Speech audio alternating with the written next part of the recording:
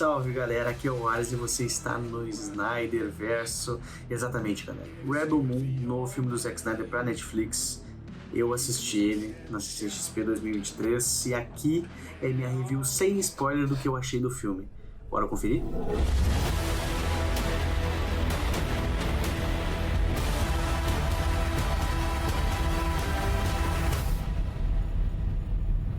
Então bora começar galera, se você não é inscrito ainda se inscreve no canal, ativa o sininho e deixa aquele like maroto aí pra fortalecer a galera.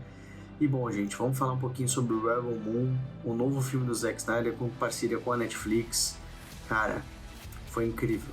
Então imagina só, a Netflix solta uma grana, 166 milhões pro Zack Snyder fazer dois filmes, Rebel Moon Parte 1 e Rebel Moon Parte 2, A Menina do Fogo e a Marcadora de Cicatrizes. É muita grana, né?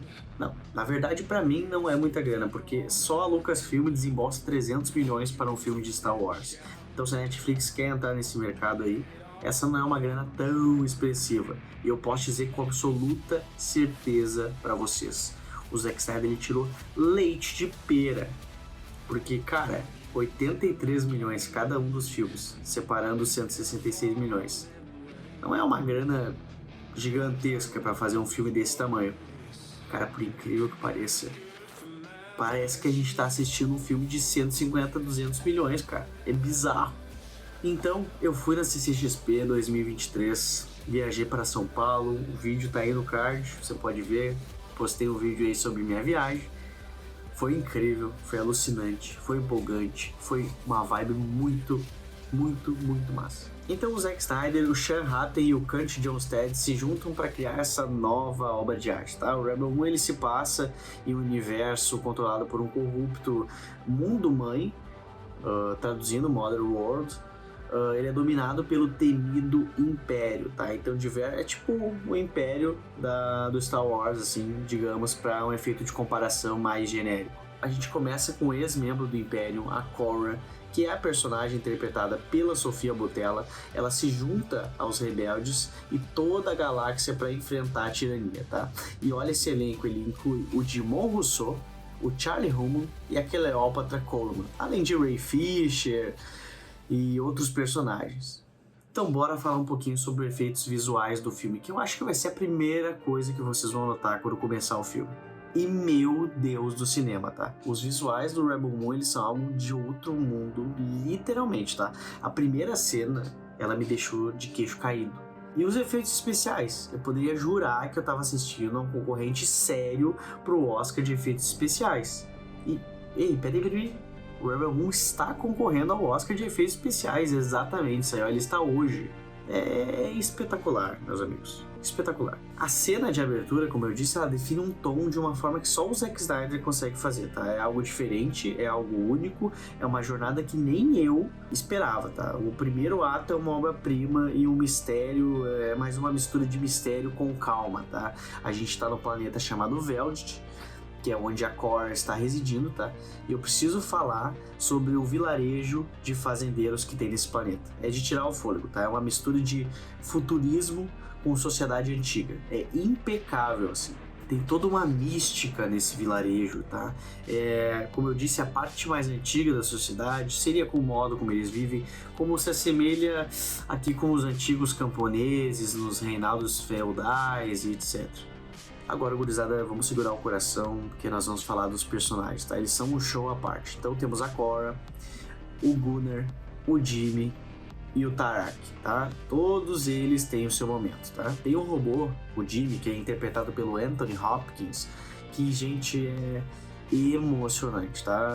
Eu tenho que admitir pra vocês que eu chorei, velho. Chorei. Cara, tem um momento do filme ali que é simplesmente épico. E esse personagem é o ponto alto, tá? Pelo menos nessa parte. É assim, ó. Eu sei, é um robô, não tem expressões, digamos assim. Mas a interpretação que bom, não vou falar pra não dar spoiler, mas, gente, é incrível.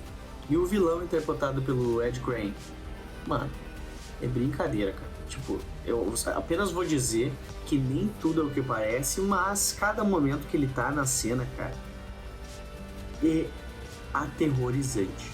E cara, isso consequentemente vai fazer a gente chegar no assunto que são as cenas de luta, tá? Meus amigos, elas são dignas do Batman no armazém lutando contra os bandidos em Batman vs Superman, contra os bandidos do Lex.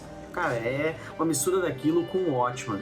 São cenas muito bem coreografadas, são cenas que parece uma pintura. Ele utiliza um pouco dos efeitos de câmera lenta nessas cenas de luta, o que dá um tom, assim ó, só pra vocês entenderem, tinha 3.000 pessoas no palco Thunder da Netflix assistindo o filme junto comigo, e todo mundo vibrava na cena de luta, mas vibrava, foi insano assim. É incrível como a equipe de efeitos práticos conseguiu desenvolver as localidades desses filmes. Eu sei que nos filmes do Snyder, todas as localizações, tudo é muito bem construído, os sets de filmagem são bem construídos, é tudo muito bem feito. Realmente, cada detalhe é muito bem pensado.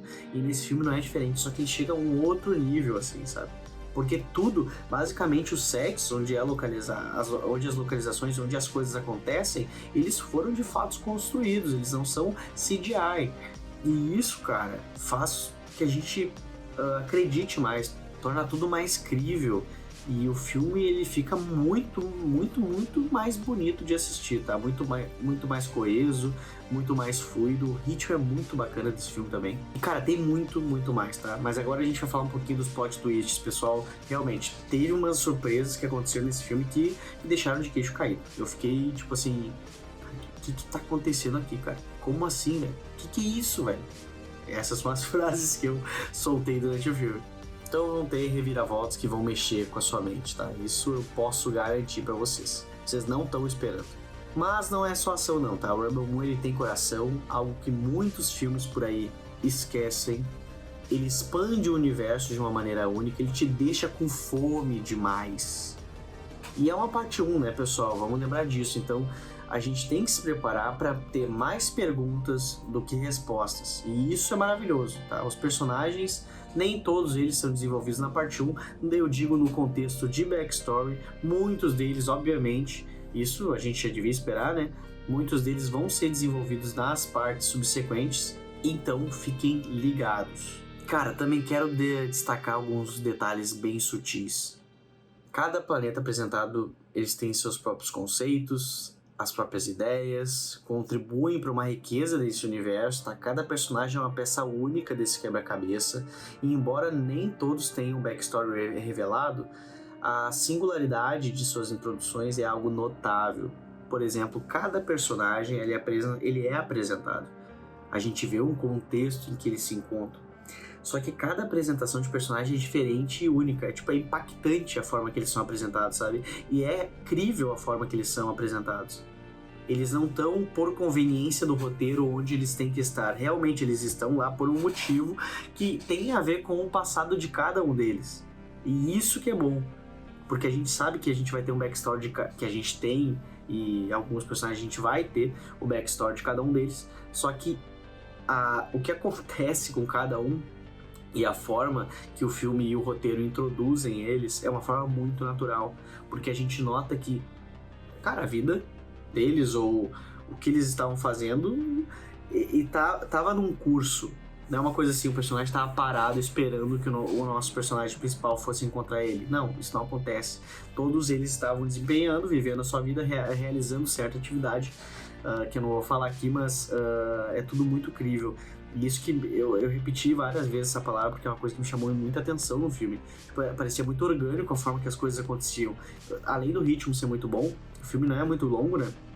Então o ritmo era muito bom, mas a forma com que as coisas aconteciam, elas pareciam ser bem orgânicas, bem naturais. Isso deu uma camada extra pro filme, deixou as pessoas, assim, com muito mais aceitação dos personagens, não acharam algo forçado ou algo que o roteiro achou conveniente e botou de última hora. E assim, rapaziada, o que eu posso dizer de uma forma geral, resumindo? O filme é muito bom, os visuais são excelentes, o ritmo do filme é bom. Eu sei que com certeza vai ter críticos que vão criticar a forma como o ritmo do filme se dá, especialmente no segundo ato. Eu não acho que o filme ele tenha barrigas, tá? Isso eu aposto que ninguém vai falar que o filme se arrasta, o filme não se arrasta, o filme é bem direto. mas eu sinto que, como alguns personagens não tiveram backstory exatamente nesse filme e vão ter na parte 2, pode ser que você, quando estiver assistindo o filme, sinta que alguma coisa foi meio apressada, foi feita de forma apressada.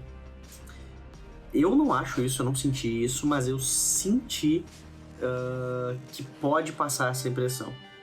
Só que como eu sou muito fã e sei que esses personagens vão ser melhor desenvolvidos, alguns deles, na parte 2, isso não me afetou nem um pouco. Até porque a gente tem hints, a gente tem insights ou dicas que a vida desses personagens e tudo o que eles passaram importa. Tem muito contexto, tem muitos diálogos que deixam subentendido isso. E isso faz com que não sejam só personagens que são incluídos ali e a gente vai ver eles daqui pra frente. Não, a gente vai ver eles também no passado para entender como é que eles chegaram nesse ponto.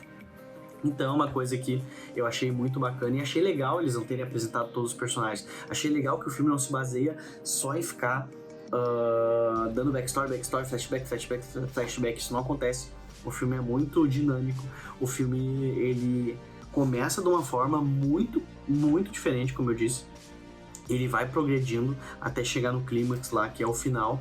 E, bom, eu também, pessoal, tenho que dizer pra vocês que eu vi o trailer da parte 2 já, na CCXP.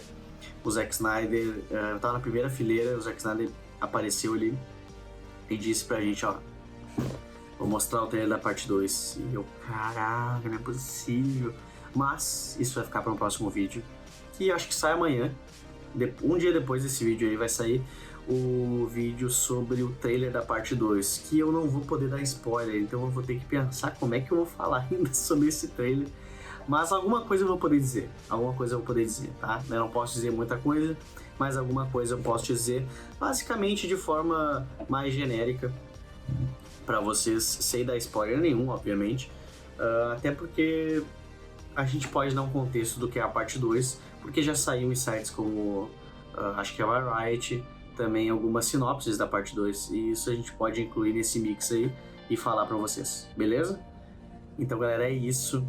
Rebel Moon é tudo que um fã do Zack Snyder, um fã do Snyderverse poderia querer. Eu agradeço demais por essa oportunidade de ter ganhado a credencial para CCXP.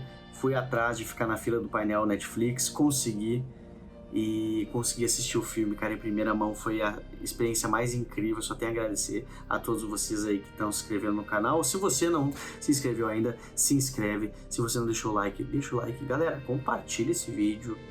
Vamos lá, vocês estão junto comigo, eu tô junto com vocês, vocês sabem. Então é isso. Valeu, falou. Alice out.